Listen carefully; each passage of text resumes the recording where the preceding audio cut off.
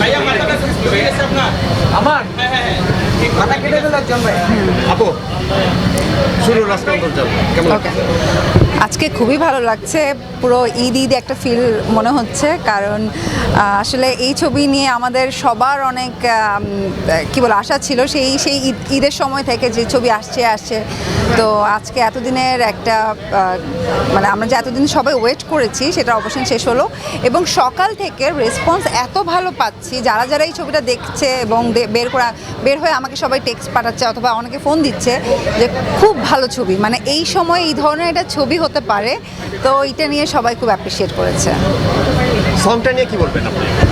আমাদের promotional song নিয়ে এটা তো অ্যাকচুয়ালি ফুলি প্রমোশনাল একটা সং, ফান, অ্যান্ড এখানে আসলে একটা থাকে না যে আমাদের আগের সময় কিন্তু বেশি হতো ছবিতে, কিন্তু একটা ডান্স সং অথবা একটা পার্টি সং থাকতো। সো এইটা জাস্ট আমাদের গল্পের সাথে মিলিয়ে এইরকম রাখা যে এই তরুণী সবাই হচ্ছে এই মানে ডান্স করা অথবা সেলিব্রেট করা, এই বিষয়টা এটা কি আপনার এবারে এই সিনেমাটা একটু অন্য ভিন্ন ট্র্যাকের সিনেমা, একটু ইন্টারনেট সাইবার থ্রিলার একটা সিনেমা। তো সেক্ষেত্রে এই সিনেমা থেকে মেসেজ কী কী পাচ্ছে দর্শক যারা দেখছে, এবং আপনার যারা কাছের মানুষ দেখেছে তারা কী কী মেসেজ পেল বলে আপনাকে জানিয়েছে?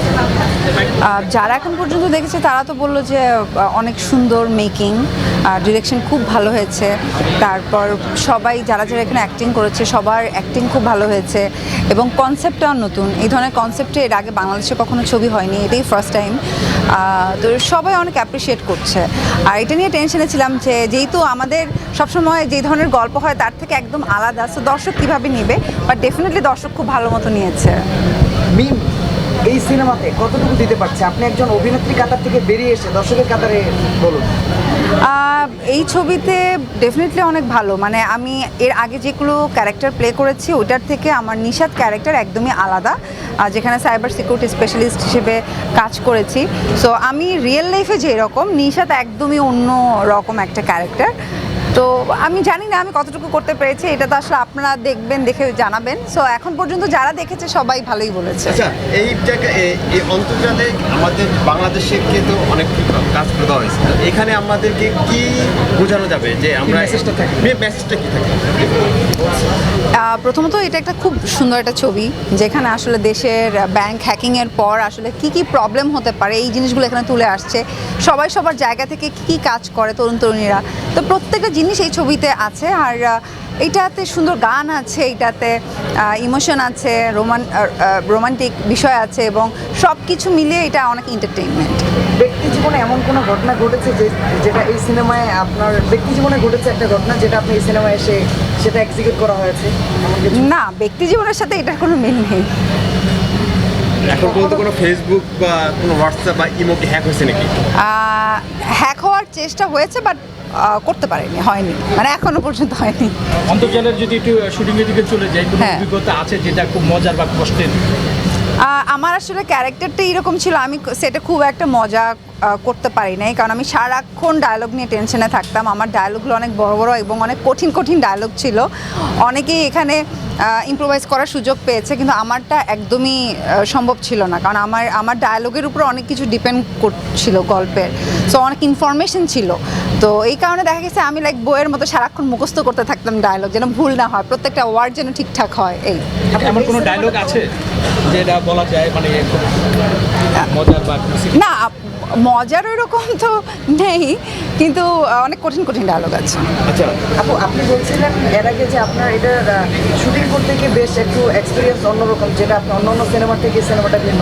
সেক্ষেত্রে এই সিনেমাতে যে আপনি এত গম্ভীর ছিলেন, পরবর্তী সময় যখন সিনেমার শুটিং শেষ হলো তারপরে কি মনে হয়েছে আমি আসলে নিশাত এখনো ওই ক্যারেক্টারের মধ্যে আছি এমন কিছু? হ্যাঁ, কিছুদিন তো এরকম ছিলই, যে কারণ আমরা টানা প্রায় কয়েকটা লটে তো শ্যুট হয়েছে, বাট প্রথম লটটা প্রায় মনে হয় 10-12 দিন অথবা 15 দিন এরকম একটা শ্যুট ছিল।